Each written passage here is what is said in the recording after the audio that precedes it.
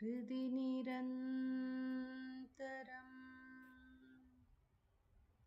भासते स्वयं लिख्यते कथम् हृदयकुहरमध्ये केवलं ब्रह्ममात्रम्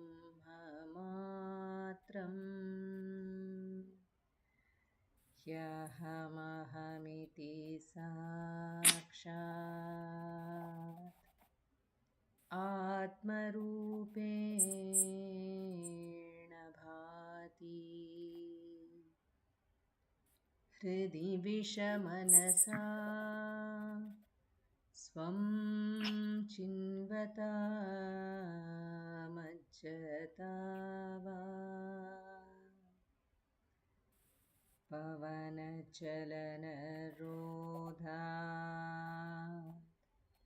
आत्मनिष्ठो भवत्वम्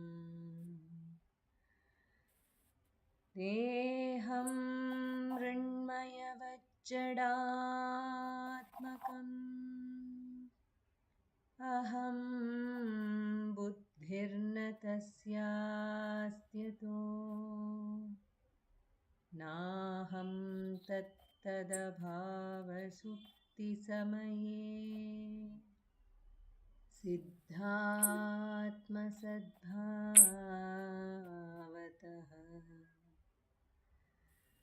कोऽहं भावयुतः कुतो वरधिया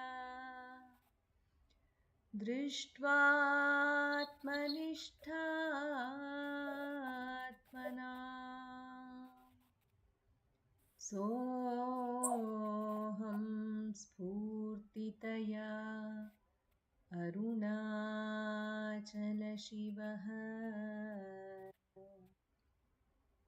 पूर्णो विभाति स्वयं सोऽहं स्फूर्तितया अरुणाचलशिवः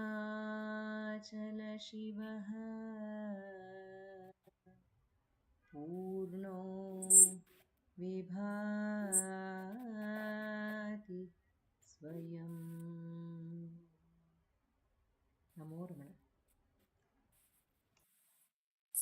Namo Ramana. In this, the Thursday Satsang from Ramanacentre Center for Learning, it has been our practice to select two verses from the work Guru Vachika Kove, written by Muruganar Swamigal. The two verses are selected randomly for us by Revatima, who did the chanting today. Each verse is read and each verse reading is followed by a short meditation on its meaning, and that is followed by the practice of self-enquiry for about 15 minutes. After these two segments of verse reading, meditation on meaning, and the practice of Atma Vicharam are completed, there will be summing up remarks by Shri Venkatesh Deshpande ji, and that will be followed by the offering of Shri Ramana Stotram. The chanting will be online by Vaibhavji and Pratnama. The rest of us can continue with self-enquiry by inquiring as to who is the listener. We begin the satsang by taking up the first verse selected for us, verse number 11. Verse number 11, it goes like this. This is in the preface or prefatory verses. Why should I offer an apologetic preface for a work that was not written by an ego consciousness that proclaims itself to be I. Why should I offer an apologetic preface for a work that was not written by an ego consciousness that proclaims itself to be I?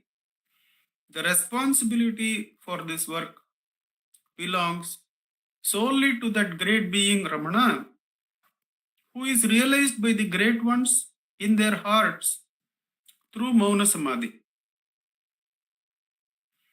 Why should I offer an apologetic preface for a work that was not written by an ego consciousness that proclaims itself to be I?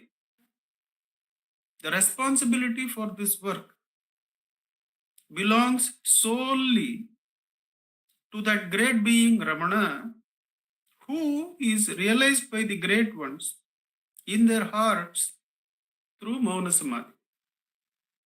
Usually it is the practice of the authors to write in the preface that their source of correctness is due to their guru, and whatever errors that may be found in the work are attributable to their ignorance. In fact, that is a wonderful way to write a normal preface. You will find that in Nandakumarji's commentary to Bhagavan's collected works. In the commentary to the preface to the commentary, she would have written like this, exactly like this, that all the correctness and goodness in her commentary are to be attributed to Bhagavan, and the faults are her responsibility, due to the misunderstanding or ignorance of the writer.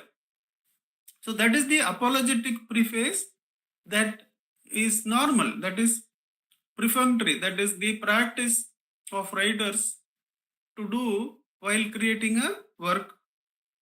And those who have written books will know that makes a lot of sense, that you take the responsibility for the errors, and whatever little right that has come through in the written work or in the spoken work, you attribute it to God or Bhagavan here. But here he is taking the course which the whole work is going to take, that the Jiva Ishvara Aikyatvam is what this Guruvachaka Kavi is going to point out, that the false difference between the Jiva and Ishvara has to be removed, or it does not exist. So how to bring that about? Only to give all credit and all debit to Ishvara only. Whatever is done by Ishvara only, as far as the work of the surrendered devotee is concerned.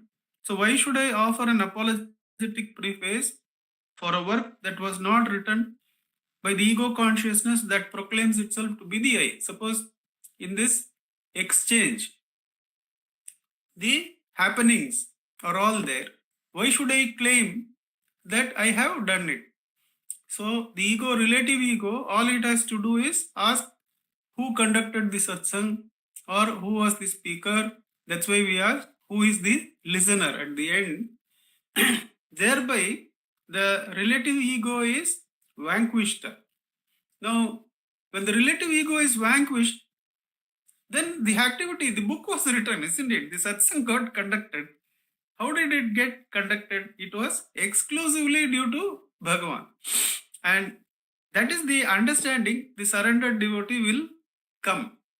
That as soon as I get up in the morning, Bhagavan uploads the software that I am so and so, and that unless I do these works, my family is going to be in trouble. I am myself going to be in trouble. All that data is uploaded, and the exact way in which I have to see the things and what objects I prefer to see, all are uploaded by that Ishvara Shakti, that self-luminous self. And the ego practically, because it has borrowed the light from the Ishvara, it can only see what the Ishvara wants it to see. It can only do what the Ishvara wants it to do. And we can easily recognize this by tracing the I thought to its source. That the I thought, when the light is switched off, not only in the bedroom, in the light of consciousness is switched off at deep sleep, nothing is perceived and the I thought can do nothing. And the moment the light is switched on, when the waking state is switched on, it can do nothing even in the waking state, because all data is uploaded and you will see the world and your part in it only as the Ishvara wants you to see. When this is understood, then the surrender and Atmauchara become easy and natural. That there is no blaming of anyone, any creature, because all the creatures and their egos are lit up by whom? Lit up by that one light which is the source. So there is no need to look as to who did fault and who did great.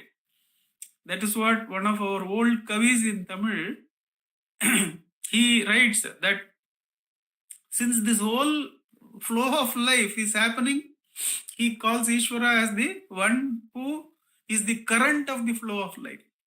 Since this whole life is flowing because of the current of the flow of life, where is the point in praising the greatness of people? Because all greatness belongs to Ishvara only. And where is the purpose in finding fault with people? Because all their limitations can only be at its root a part of the flow. So it is the current that is to be current of karma, he calls. Since it is the current of karma that carries on everyone, it is the Ishvara Shakti that carries everyone. There is no point in praising, and there is definitely no point in belittling anyone says. That's what the author is finding for himself here, that this work is not written by the ego, definitely. But whom is it written by? It is written by the Supreme Being, the great being Ramana, who the great ones, they realize in their heart through Mauna Samadhi, where their own egos are stilled. Such a one also is great because he is one with the great being of Ramana. When one goes to the Mauna Samadhi, then one is one with Guru Ramana or the Supreme Being. So such a one or those ones who are in Mauna Samadhi, they are all called as great by Muruganar here. So he says, it is that Shakti that arises in that Mauna Samadhi that makes everyone do whatever they are doing. Definitely that is the one that has written Guru Vachakakavai. So I am not going to offer any regret. I am not going to offer any excuses for the mistakes, nor am I going to take any credit for the greatnesses and profoundness found in this work, is what he says. That's an easy way to live our life every day, every moment, and that's what we are going to see as to how the borrowed light of I gets its light from the Purna Vastu. By not following that which the I thought lights up, but inquiring for whom is this thought, who am I?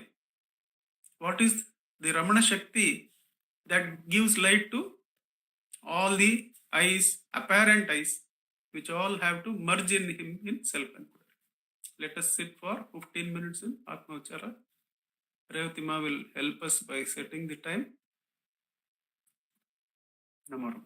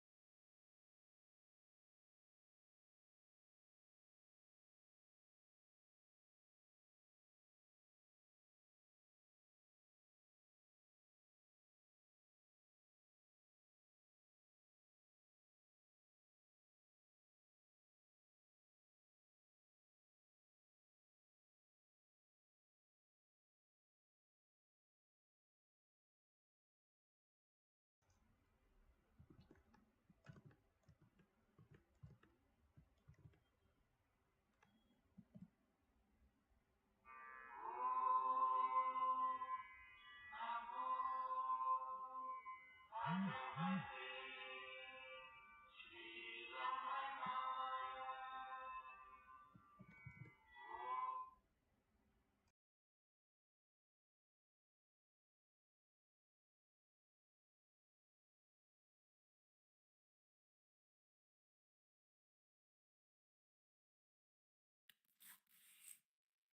Ramana. We continue the satsang by taking up the second verse selected for us. Verse number 227. Verse number 227.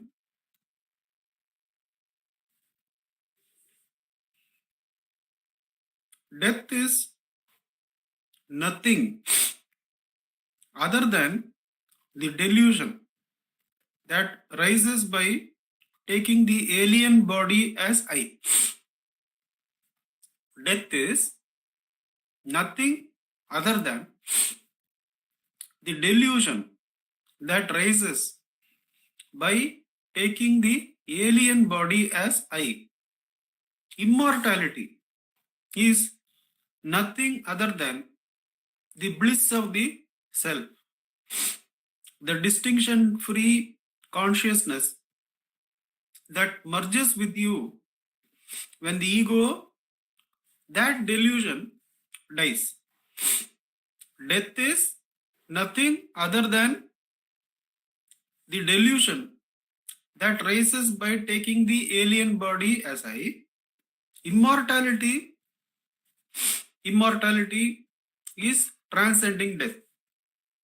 Immortality is nothing other than the bliss of the self, the distinction free consciousness that merges with you when the ego, that delusion, dies. So what is real death? This meditation is kept as a separate meditation in Buddhism, meditation on death. Because how can you transcend something unless you know about it completely? Unless you know its limits, that it begins here and it ends here, then you can transcend it. Now, that is why meditation on death is important, to come to immortality. Mortality being subject to death, being a citizen within the limits of death. That is what Nachiketas says to Yama. When Yama offers him 3 boons for having made him wait 3 days at the gates, he offers, I have made you an innocent boy, wait for me for 3 days, so ask for 3 boons. And he asks 2 boons, like when I get back, people should not feel that I am a ghost or something, and my father should be able to re-accept me. And then finally he says, reveal to me the limits of death so that I can transcend it. And Yama offers him many things. He says, I will give you this kingdom, and along with that kingdom that your father has, I will give you 3 more kingdoms. I will give you long period of life in which you can enjoy these sensory happinesses. But each of those offerings, something like that, I am only paraphrasing. Each of those offerings, Nachiketas overcomes by saying that unfortunately, whatever you are offering is within the range of death. That there will be a time when that will be over and you will come and call me. And I, having identified and enjoyed those mortal things, will be subject to that mortality at that time.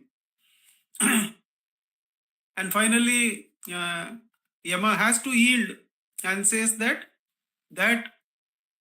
where thought does not go and it comes back unanswered, that is where you can find the immortality or the limits of death. You can shape the limits of death by saying that this is an area where beyond the limits of the death, if you have to go, that is an area where the mortal thought cannot measure and enter.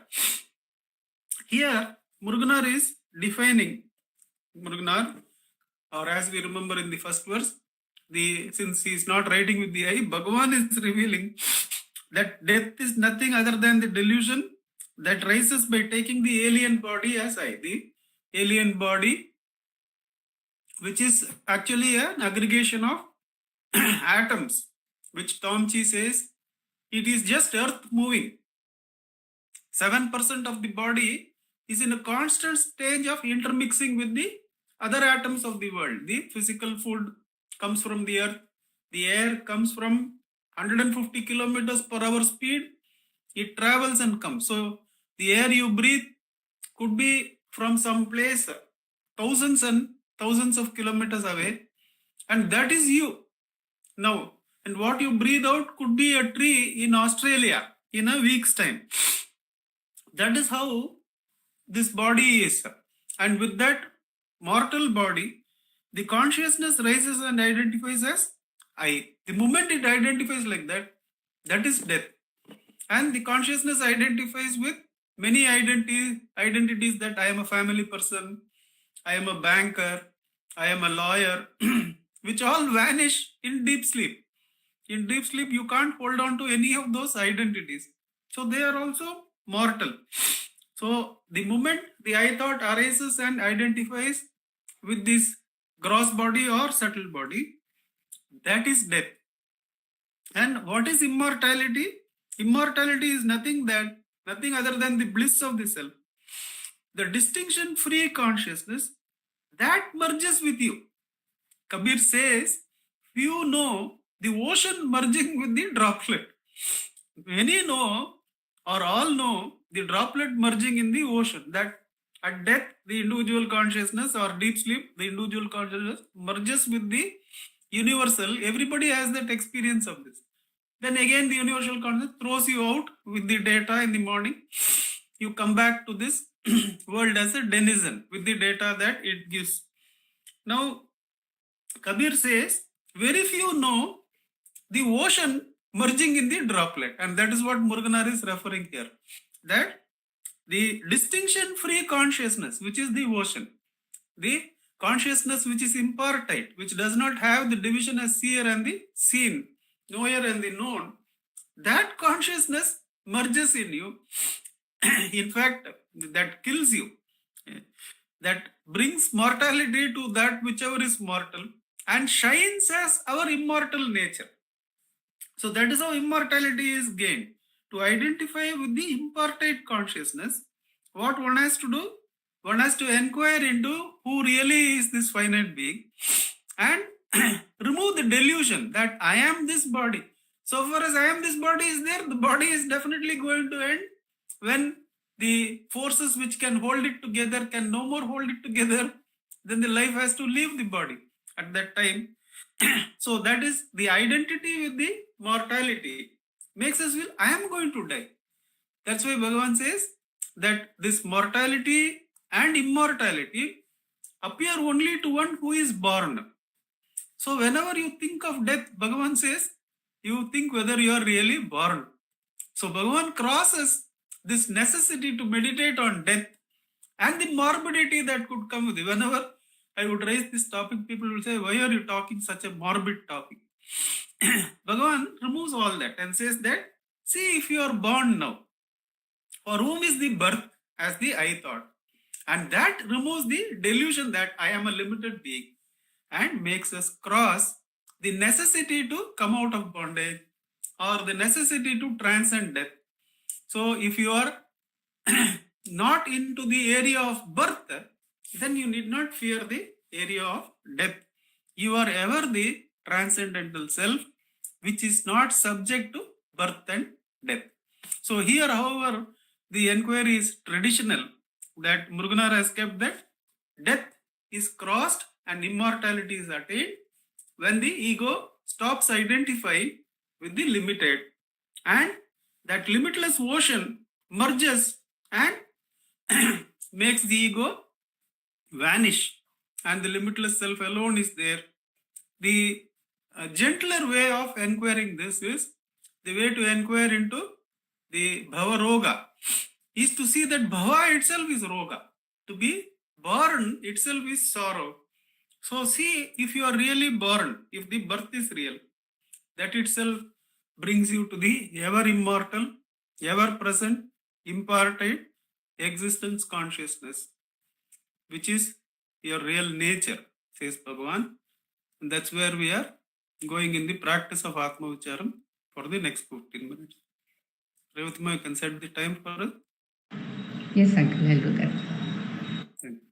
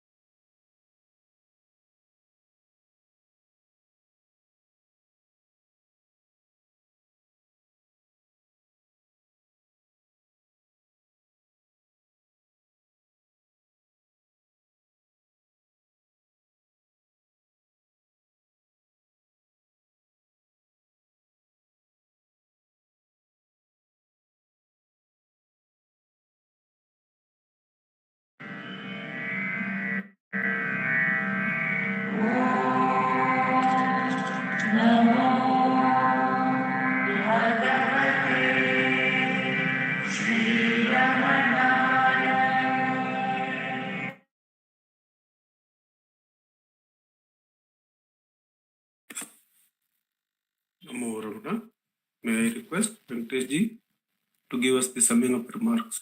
Namo Ramana sir. Namo Ramana. Namo Ramana.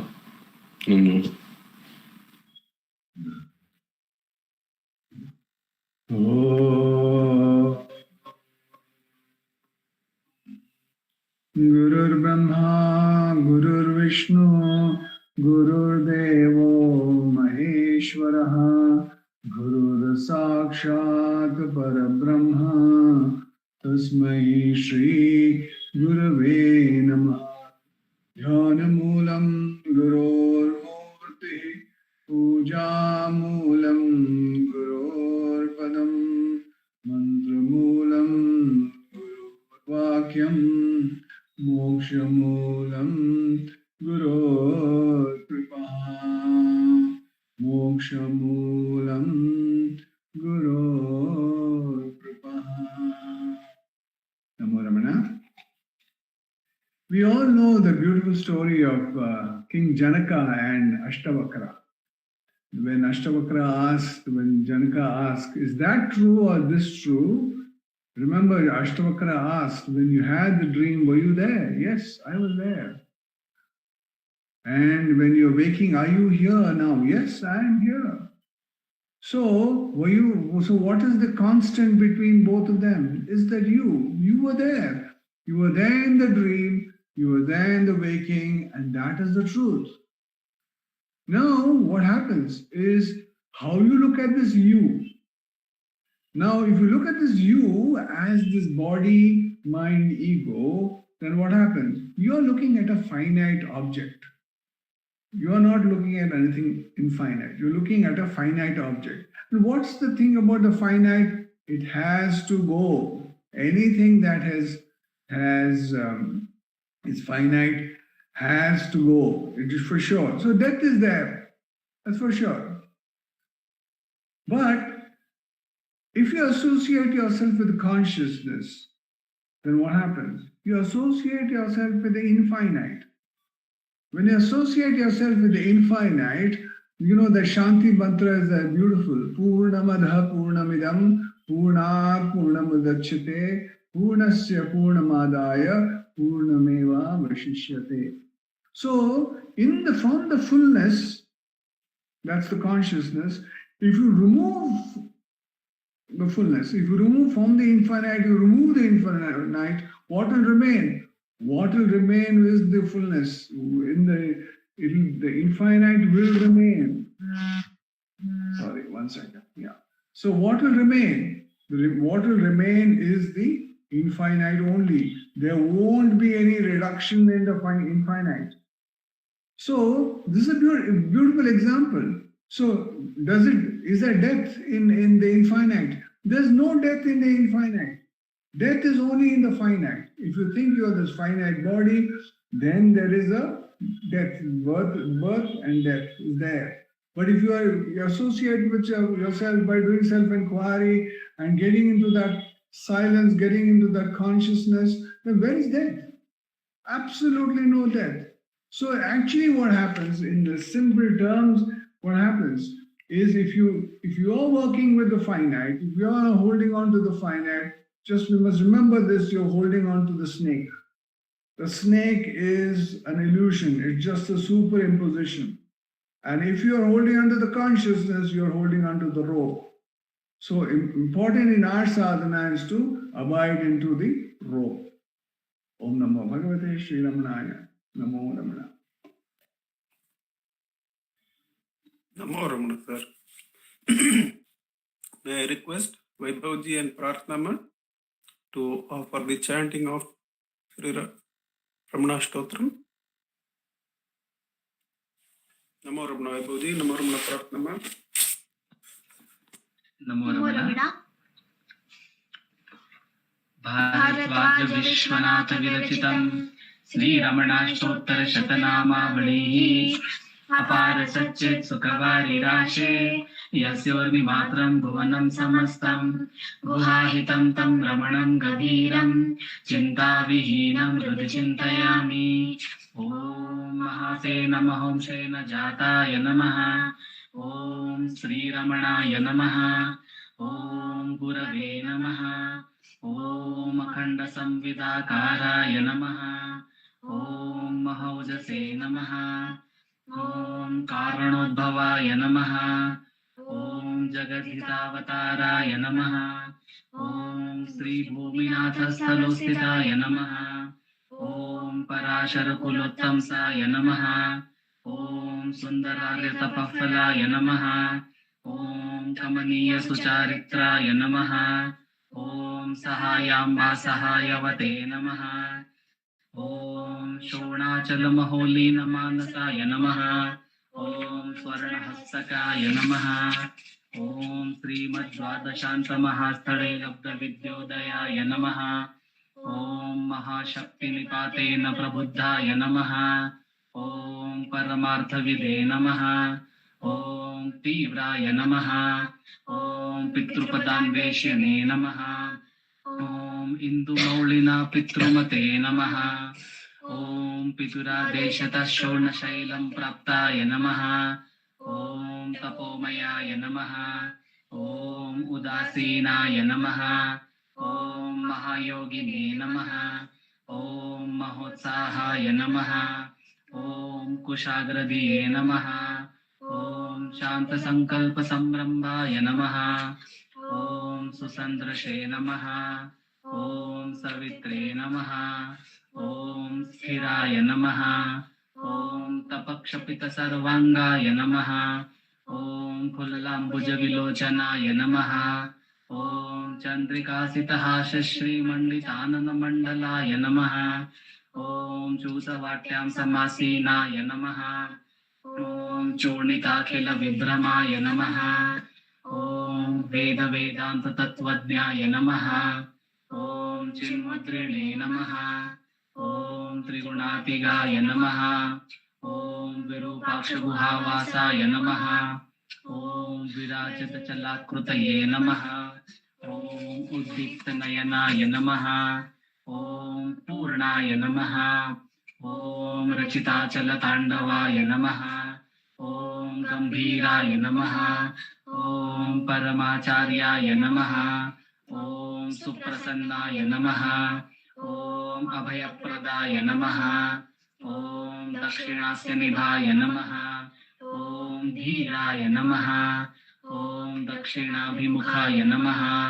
ॐ स्वराजे नमः। ॐ महर्षये नमः। ॐ भगवते नमः। ॐ ईड्याय नमः। ॐ भूमविद्याविशारदाय नमः। ॐ विमलाय नमः। ॐ दीर्घदर्शिने नमः। ॐ आप्ताय नमः।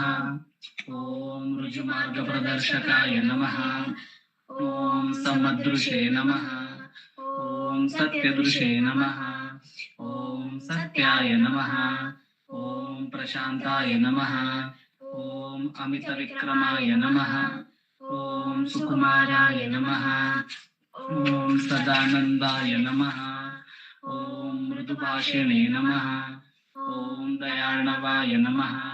ॐ श्रीशोणाचलहृद्भूतस्कन्धाश्रमनिकेतनाय नमः। ॐ सद्दर्शनोपदेष्ट्रे नमः।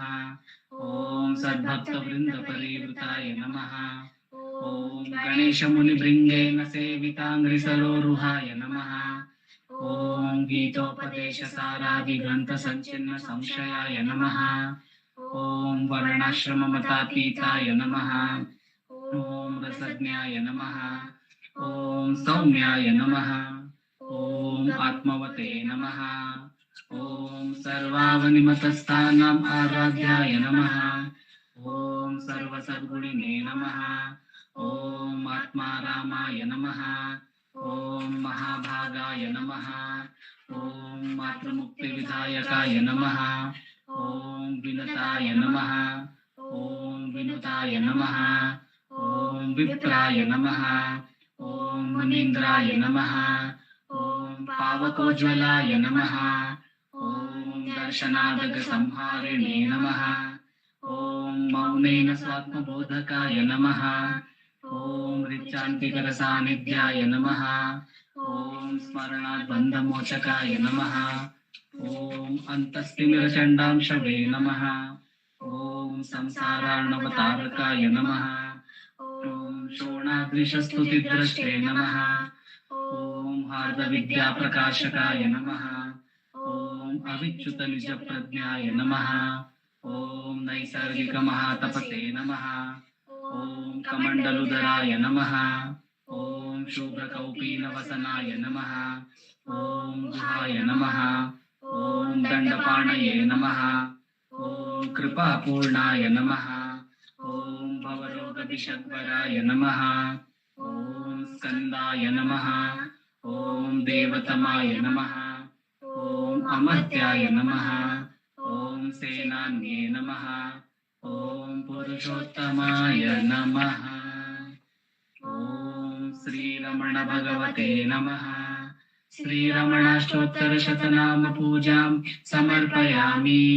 यस्तानोररुणाचलस्य पदयोः स्मृत्याजनिं प्राप्यत दिव्यानुग्रह सुप्रवाह विवशास्तादात्म्यभावं गतः हृन्निष्ठस्वकबीर नित्यतपसा लोकान् पुनास्यैकराट् तस्मै श्रीरमणाय ते नम इदं लोकोत्तर ज्योतिषे।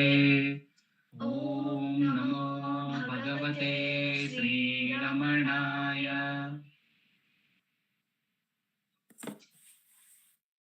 नमो रमण वैभव जी, नमो रमण प्रार्थना, नमो रमण वेंकटेश जी, नमो रमण रेवती माँ, नमो रमण नमो रमण नंदकुमार सर।